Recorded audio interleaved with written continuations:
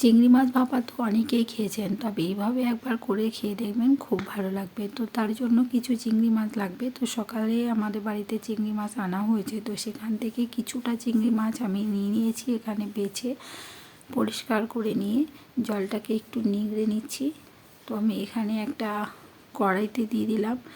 আমি সাধারণত চিংড়ি মাছ ভাপা একটা টিফিন বক্সে করি, তো আজকে আর সেভাবে করছি না। আর এখানে কিছুটা মশলা বেটে নিয়েছি। এখানে নিয়েছি জিরে, সর্ষে, পোস্ত আর একটা রসুনের কোয়া আর কাঁচা লঙ্কা দিয়ে মশলাটা পেস্ট করে নিয়েছি। দিয়ে দিলাম সামান্য সর্ষের তেল, দিয়ে দিচ্ছি একটু লবণ, আর দিয়ে দেবো হলুদটা। দিয়ে ভালো করে মেখে নেব হাত দিয়ে।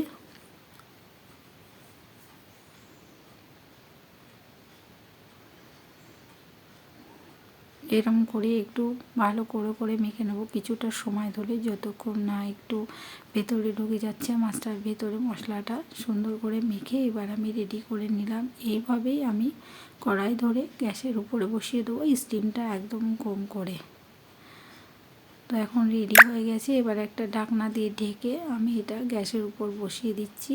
এটা 15-20 মিনিট ধরে আমি একদম ধিমি আঁচে রান্না করব। তো প্রথমে ওই একটা ছোট্ট ফুটো থাকে ঢাকনাটা, ওখান থেকে বাষ্পটা বেরিয়ে যাচ্ছিলো, তো সেটা লক্ষ্য করতে পেরে আমি ওখানে একটা কাগজ দিয়ে দিলাম, যাতে বাষ্পটা ভেতরে থেকে যায়, চিংড়ি মাছটা ভালোভাবে গলে যায়। তো প্রায় হয়ে এসছে। এবার আমি খুলে দেখাচ্ছি কীরকম হয়েছে। তো ওই যে একদম শুকিয়ে এসছে, মশলাটা গায়ে লেগে গেছে, আর মাছগুলো খুব সুন্দর গলে গিয়েছে। তো খেতে খুবই সুন্দর হয়েছিল। যারা এইভাবে ট্রাই করেননি একবার করবেন। তো নতুন ভিডিও নিয়ে আবার আসবো। আমার ভিডিওটা এই পর্যন্ত।